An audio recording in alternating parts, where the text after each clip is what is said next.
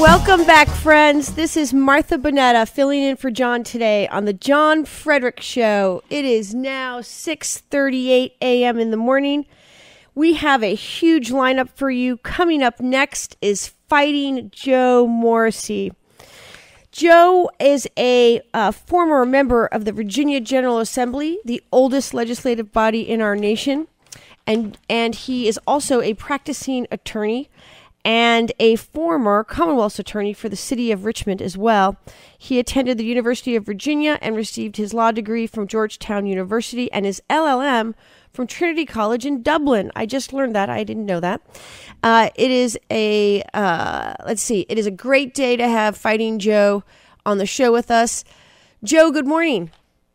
Good morning, Martha. How are you doing today? Great. Thank you so much for joining us. You know, Joe, I always like to give an opportunity for folks to come on the air and tell everyone about what their reaction is to different things that happen. And you know, your name is Fighting Joe for a reason, right?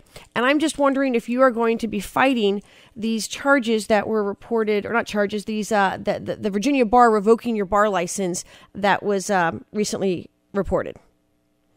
Sure, we're going to continue to fight it on appeal.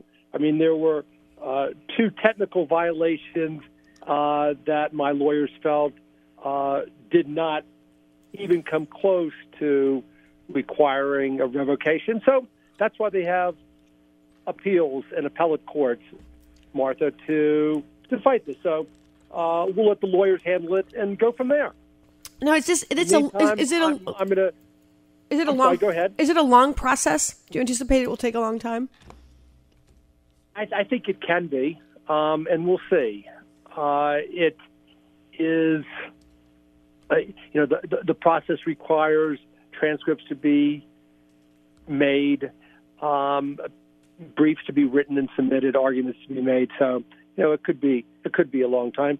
But in the meantime, what's important is that I've got a lot of clients that need representation right now, and we're going to make sure one way or the other that they get full representation, Great. I have a colleague of yours in the studio with me. Take it away, Van. Hey, Joe, this is Van Hardenberg. How are you doing in Richmond? Van, I'm doing fine. How about yourself? I am doing great. I just wanted to ask you a real quick question because you're one of a very small group of unique lawyers because you've been there yourself. You've had to face charges and you've had to defend yourself. So let me just ask you if you have some wisdom that you tell your clients when they're having to go through the system that I can also share with my clients because we both know that that's very hard on them. Sure. Anytime somebody is facing any type of criminal charges, it's very, I'd call stressful, strenuous period for them. And I always say to them, look, this is at the lowest point that you're going to get. It will only get better from this point forward. Here's what we're going to do for you. We're going to file, motions for discovery. We're going to file motions for exculpatory evidence. We're going to start right now generating,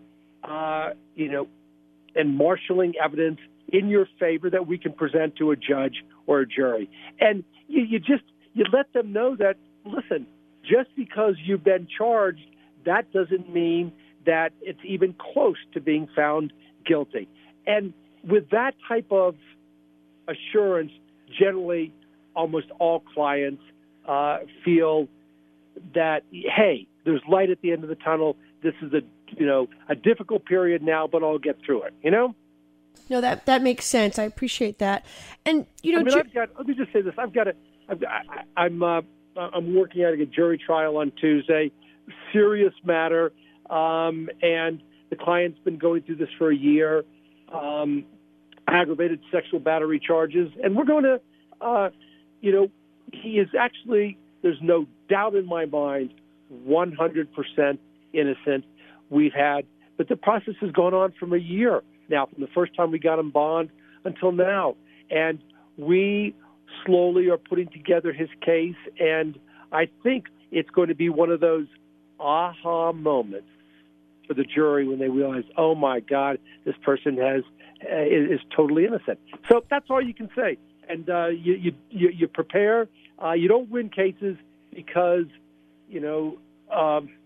out of luck. You win cases because you're better prepared.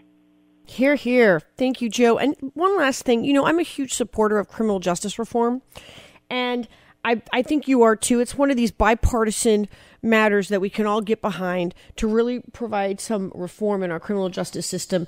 And so my question for you and for our listeners to hear is, where in Virginia do we really need to make some changes in our criminal justice system? Well, probably you start, and Van would know this as well as anybody, you start with Virginia's antiquated 21-day period where after 21 days, a circuit court order is final, and you can't present additional evidence with rare exceptions like the writ of actual innocence, which is a long, difficult, arduous process. But here's the deal. As Van knows, take the following situation. Somebody is found guilty of grand larceny by a jury or a judge. 21 days go past. That's it. That case is final, and you're not going to be able to present other evidence. Why should that be? Let me give you an example. A woman is out by her pool. She's got her diamond ring. The pool boy comes out there. She sets the diamond ring on the table, goes in and gets a sandwich, comes back, and it's gone. He's the only one there. Nobody else is around. He's charged with grand larceny. He's convicted on circumstantial evidence. He goes to jail for 2 years. Next summer, when she brings out the summer furniture again, what does she find in the crease of the chair? The diamond ring. Right now, you just can't present that new evidence to a judge and the person is acquitted. You've got to go through either executive clemency or a writ of actual innocence, and that's silly. So that's the first thing. Let's change this antiquated 21-day rule where you can't bring forth additional evidence. Well, I'm with you on that, and I know there's a long laundry list of other areas that need to be reformed as well, right? It is. Right now, I was on a plane the other day, and this young man, he saw me reading a transcript and underlining it, and he asked me what's going on. I'm just telling him I'm getting ready for a trial. And he asked a question that's asked all the time. How can you defend people that you know are guilty? And I responded, number one, you don't know that they're guilty. Number two, everyone deserves a defense. Three, the system works best when you've got a zealous advocate on both sides, the prosecution and the defense. And let's be clear, in the last 10 years, over 250 people that were on death row were exonerated. In other words, the prosecutor said, whoa, we got it wrong because of DNA evidence. And those are people that were convicted. They went through state appeals, federal appeals, were on death row, ready to, and had been convicted and were exonerated. So it's just a situation where you've got to always be mindful of the, adage that let's not prejudge. Let's make sure everybody gets their fair day in court. And to the extent that the Virginia General Assembly can reform criminal justice and make sure that happens, we are a better society. Hear, hear. I'm with you on this 100%. All right, Joe, thank you so much for joining us this morning on the John Fredericks Show. Listen, you guys are doing a great job. Keep up the good work. I know John has got a nice, well-deserved rest for a bit. Tell him I said hello, okay? Will do. Thank you so much.